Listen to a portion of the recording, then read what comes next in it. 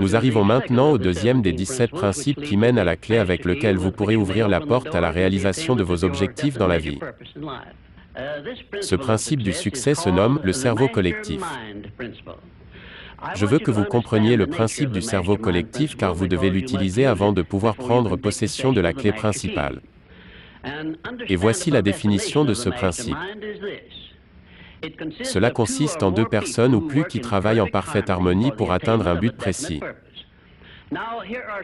Maintenant, voici quelques faits intéressants sur l'esprit collectif qui vont vous donner une idée de son importance et de la nécessité que vous adhériez à ce principe et que vous l'utilisiez pour réussir dans vos objectifs.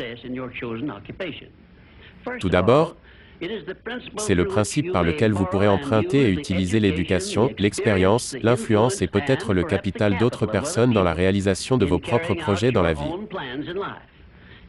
C'est le principe avec lequel vous pourrez accomplir en un an plus que vous ne pourriez accomplir dans toute votre vie si vous ne dépendiez que de vos propres efforts pour réussir. Et j'ai entendu des étudiants bibliques bien informés dire que la première utilisation connue du cerveau collectif était celle qui existait entre Jésus et ses 12 disciples. Une chose dont je suis absolument certain. Quand vous formez une véritable alliance de cerveau collectif avec les autres et travaillez avec eux dans un esprit de parfaite harmonie, vous pouvez faire appel librement aux forces spirituelles qui sont en vous dans la réalisation de vos plans et de vos désirs. Je sais également que le principe du cerveau collectif peut vous donner une protection absolue contre l'échec, à condition que votre but soit bénéfique pour tous ceux qui y contribuent. Lors de mes recherches pour organiser la science du succès, j'ai eu la collaboration de pratiquement tous les grands hommes de ce pays qui ont réussi au cours des 50 dernières années. Et je peux vous affirmer que leur succès est dû principalement à leur savoir et l'application du principe du cerveau collectif. Je souhaite également attirer votre attention sur le fait que notre grand mode de vie américain et notre système incomparable de libre entreprise ont été bâtis à partir du principe de cerveau collectif. Le plus grand document jamais conçu par l'esprit de l'homme est un parfait exemple d'utilisation du principe du cerveau collectif. C'est la Déclaration d'indépendance. Et la meilleure preuve de l'importance de maintenir une harmonie parfaite au sein d'un cerveau collectif se trouve dans le fait que les 56 hommes qui ont signé la Déclaration d'indépendance savaient très bien qu'elle pourrait se révéler être une licence pour la liberté de toute l'humanité ou un arrêt de mort qui aurait valu à chacun des signataires d'être pendu. Voyons maintenant comment le principe du cerveau collectif a apporté le succès à des personnes que nous connaissons tous. La première est Kate Smith quand elle commença sa carrière de chanteuse. Elle avait du mal à gagner suffisamment d'argent en chantant pour en vivre. Et elle n'aurait sans doute jamais pu vivre de ses chansons si elle n'avait pas appliqué ce principe qui lui donna accès à la clé du succès quand elle forma l'alliance de cerveau collectif avec Ted Collins. Et selon un rapport que j'ai lu dans Reader's Digest, Kate Smith a empoché plus de 30 millions de dollars. Et elle est toujours dans la tranche supérieure de revenus. Deuxièmement, je me souviens quand Edgar Bergen et ce joli petit connu sous le nom de Charlie McCarthy jouaient sur scène partout où ils le pouvaient. Et bien souvent, tout ce qu'ils obtenaient pour leur service était un repas. Mais Edgar Bergen est un homme intelligent dans le domaine du divertissement. Il a donc formé une alliance de cerveau collectif qui les a présentés, lui et Charlie, à des millions de personnes, via la radio et la télévision. Et je soupçonne qu'il n'est plus préoccupé par l'argent depuis. Et vous serez peut-être surpris si je vous dis que le grand empire industriel Ford a commencé avec la formation d'une alliance de cerveau collectif entre Henry Ford et sa femme. Au début, Henry Ford était timide et manquait de confiance en lui. C'est Madame Ford qui a inspiré à Henry Ford la foi et le courage d'aller de l'avant avec la perfection de sa voiture sans chevaux. Bien que ses parents et ses proches ont généralement essayé de le décourager de perdre son temps avec le bidule comme il l'appelait. Quatrièmement, la Fédération d'États, connue sous le nom des USA, est la plus riche et la plus puissante des nations que la civilisation n'a jamais produite. Et le secret de notre force et de notre richesse réside dans notre forme de gouvernement à travers laquelle tous nos États fonctionnent dans un esprit d'harmonie basé sur le principe du cerveau collectif, par un gouvernement fédéral central situé à Washington. Et maintenant, un mot pour vous personnellement.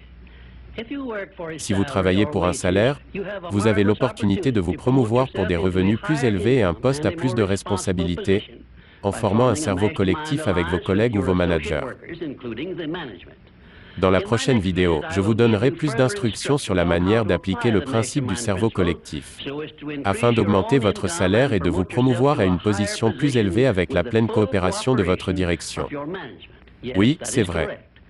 Je vous montrerai comment décider de votre propre valeur, choisir votre salaire, établir vos propres heures de travail et devenir financièrement indépendant. Mais j'aimerais que vous fassiez 3 choses avant notre prochaine entrevue. Premièrement, décidez où vous voulez être et ce que vous voulez faire au cours des 3 prochaines années. Deuxièmement, décidez de combien d'argent vous souhaitez gagner et ce que vous allez faire pour y arriver. Troisièmement, formez une alliance de cerveau collectif avec au moins une personne de votre famille et au moins une autre personne parmi celles à qui vous vendez vos services. En prenant ces 3 mesures, vous aurez accès à la clé de la réussite. On n'obtient rien sans rien donner.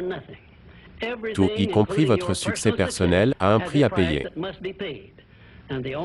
Et le seul prix à payer pour cela est l'effort nécessaire pour faire les 3 choses simples que j'ai suggérées. Mais avant de commencer à faire les 3 choses que j'ai suggérées, il y a une chose importante que j'aimerais que vous vous rappeliez. Contrôlez votre attitude et rendez-vous amical et agréable avec toutes les personnes avec lesquelles vous êtes associés si vous attendez une coopération amicale en retour. L'indifférence ne peut pas créer une alliance de cerveau collectif pour vous. Une attitude mentale négative ne peut vous apporter que des échecs. Rappelez-vous, où vous êtes, et ce que vous êtes, est dû à votre état d'esprit et l'attitude que vous avez avec les autres. Votre état d'esprit est la seule chose sur laquelle vous avez le total contrôle. Le succès est quelque chose qui doit être planifié. Le succès se doit également d'être mérité à l'avance. Il est vrai que la chance existe. Mais la chance est quelque chose que vous pouvez créer pour vous-même si vous connaissez et appliquez les règles que je viens de vous donner. Rappelez-vous aussi que le succès à grande échelle est quelque chose qui ne peut être obtenu qu'avec l'aide des autres.